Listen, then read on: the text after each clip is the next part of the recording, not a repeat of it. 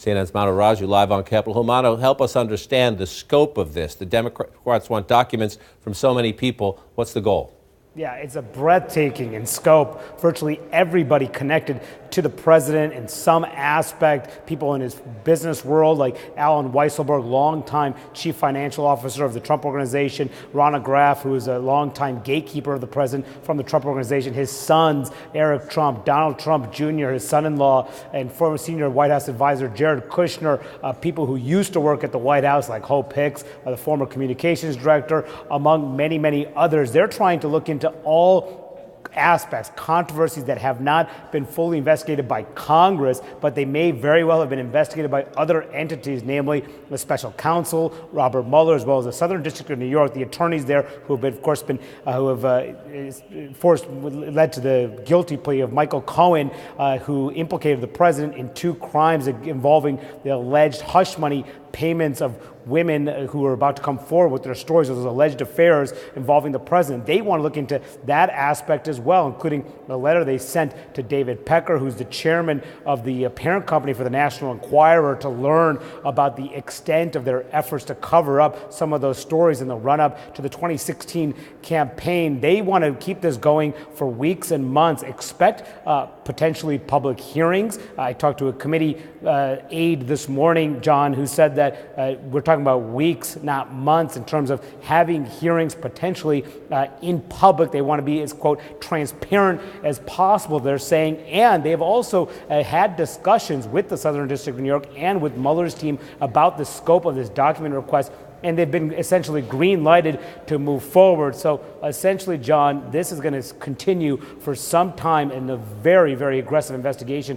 involving this very one committee. Of course, there's several others doing different aspects, but this is going to touch on almost every aspect and controversy that has emerged over the last 2 years. John. And we know from those last 2 years what the president thinks when you start asking about his businesses and the like, including his children. Mano Raju, appreciate the live reporting off the Hill. With me in studio to share their reporting and their insights, Eliana Johnson with Politico, Jackie Kucinich with the Daily Beast, Tolu Olorunnipa with the Washington Post, and Julie Hirschfeld-Davis with the New York Times. I just want to ask the control room to put the list up here again, just to put it up on the screens. These are some of the people who received a document request. Just some of the people: Donald Trump Jr., Alan Weisselberg, Brad Parscale, Don McGahn, Jared Kushner, Jay Sekulow, Jeff Sessions, Julian Assange, Ronna Graff, Tom Barrack. This is anybody who's had anything to do with the president about just about anything. So the Democrats have this power.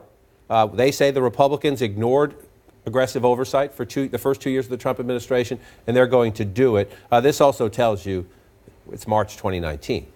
Some document fights, weeks and months of hearings. This is going to carry on throughout the year. I think that's absolutely true. This is an extremely ambitious list of witnesses, and it shows that the Democrats are not confining themselves to the things that have occurred the past 2 years in the White House. They're going after the president's decades-long career in business, and that's where he's far more vulnerable, because White House counsel's office cannot assert executive privilege over any of that. The president, Democrats are very free to go after that, and the president has far lower protections in terms of what his lawyers can do to block Democrats from digging into that. I think the question is, will Democrats be able to focus their inquiries on, a few discrete things that will pack a sort of public punch and really break through to the public? Republicans aggressively invested the Obama investigation, but if you ask people, what were the things that they were able to really land, there weren't many. That either could be because Republicans were inept at it or because there wasn't much corruption, but I think Republicans didn't do a particularly good job. So now the onus is on the Democrats. The question is, can they meet the challenge, and can they maintain their credibility as oversight agents, or does this become perceived? Republicans will say it out of the box, the president will say it out of the box, but in the wide swath of Americans who aren't caught up in the instant polarization, can they maintain their credibility as in search of facts or in search of a scalp, would be the question. I think that depends on how they go about it. And right now, there's a line that particularly leaders are trying to walk, not going full impeachment and just saying that they're working on their oversight duties. Now, and that is actually is going to extend into the 2020 race. How that is messaged, how senators are playing into this, and how, if they can have a cohesive message going into and out of these investigations, because you're right, the president is going to use the threat of impeachment on the campaign trail, whether or not it comes true. So how they talk about this and how they go about it is really going to be a big test for Democrats across the board. And we've seen previous administrations that have gone through this type of investigation. They've set up, war rooms. They've had communications aides, and really strategized how to take this on. We don't really see that out of this White House, but you do have President Trump, who has been sort of masterful in using the bully pulpit to change the national conversation, and you can expect him to really be out there trying to say that, all these Democrats are really trying to do is do presidential harassment. And Democrats have to figure out how to play in this new media world that President Trump has been playing in for the last 2 years. And I'm not sure they're there yet, but I think they're going to have to learn very quickly, because President Trump does not play by the rules of the old days. He plays by very new rules, and he's not sort of stricken by the rules of political decorum. And I think from the CPAC speech that he gave over the weekend, you can expect him to really pull out all the stops in fighting back against Democratic investigation. You raise a great, interesting point, especially if you connect it to your point about the Trump organization cannot be shielded, the Trump campaign cannot be shielded from executive privilege. So and the document request, the initial response, Sarah Sanders releasing a statement saying the White House is going to look at this. It was a very calm, short statement saying we're going to take a look at this. The counsel's office will look at it. We'll decide how to proceed. But we do know when Don McGahn, the former White House counsel, is on this list, they want documents from him. The new White House counsel, Pat Cipollone, in part was brought in because they anticipated this. Right. They expected to have 2 years of combat with the new Democratic majority. The question is, how much will he say, here you go, and how much will he say, no way? Well, and they're casting such a wide net. I think you mentioned 81 different agencies or individuals, and again, not just confined to President Trump as president or his campaign transition, but also to his decades in the private sector. The fact that Rona Graff, the person who literally fields all his telephone calls at the Trump organization, is on this list really tells you how deeply they want to delve. Now, the White House, I think, anticipating this, it's kind of interesting that they're not saying right off the bat, well, this is ridiculous, this is, it's a fishing expedition, that they're actually saying we're going to take it seriously, we're going to see what we, should do with this. I think you have to imagine they're going to provide some of the material that they're asking for, particularly some of the officials like the former White House counsel.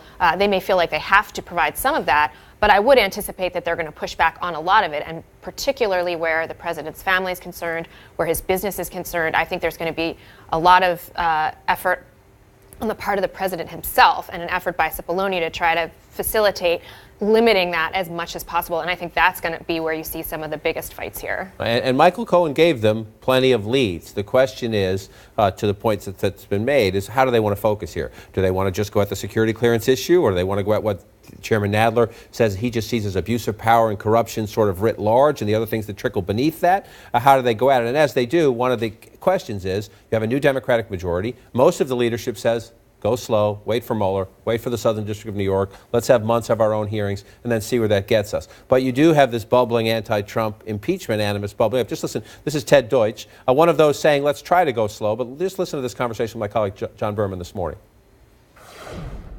To what end? You will try to find this out to do what? Well, to enforce the rule of law, to make sure that no one is above the law. Look, what is the only way to just enforce the rule of law and to make sure that no one is above the rule of law when you're talking about the President of the United States? Well, it's the President of the United States and everyone around him. And I'll anticipate your question, I guess you're hinting at, which is the question of impeachment.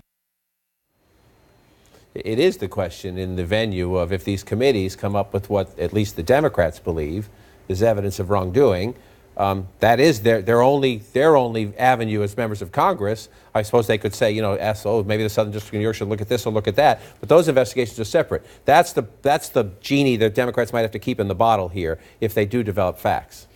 Yeah, and that's what I do think will be, Democrats are already contending with it from the left flank of their party, who think we've seen more than enough evidence that this president has committed impeachable offenses. But as they barrel forward, given that the president's business practices are probably they're most likely to get information on those things, I think they could confront a scenario in which they ask the question, okay, is it an impeachable, should we impeach a president for acts he committed before he was sworn into office? I think the closest parallel is probably Whitewater, where there was an investigation of acts that the Clintons, misuse of finances. The Clintons committed before they ever got to office. That obviously led to Monica Lewinsky, and it went off in a different direction. But that does seem like the closest parallel here. But they also they're running out of runway on this question of impeachment too, because the 2020 election isn't that far away. These things take time. There are legal challenges. There are all sorts of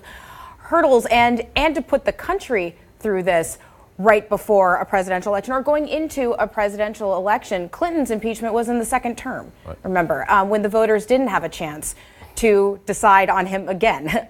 So that also is a question that Democrats are facing going into this. Not that that would stop anything, but it is a consideration. Well, and there's an open question whether they'd even be there by the time right. of the campaign. I mean, this is a lot of documents, a lot of interviews, a lot of potential subpoenas that they might have to try to enforce. You hear Jerry Nadler talking about building a record, right? They may not have anywhere near the amount of items in that record that they need to make a decision about whether they're going to pursue impeachment or not by the time the 2020 election is here.